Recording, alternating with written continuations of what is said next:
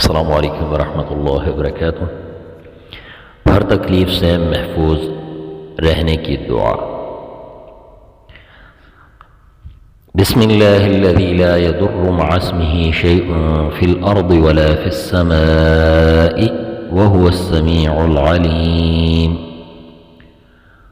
اس اللہ کے نام کے ساتھ جس کے نام کی برکت سے کوئی چیز نقصان نہیں پہنچا سکتی، زمین کی ہو یا آسمانوں کی، اور وہ خوب سننے والا اور خوب جاننے والا ہے۔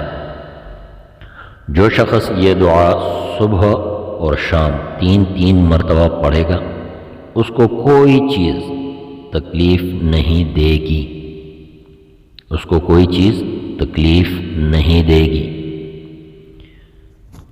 ایک بار پھر سنیں۔ بسم اللہ الذی لا یضر مع اسمہ شیء فی الارض ولا فی السماء وہو السمیع العلیم۔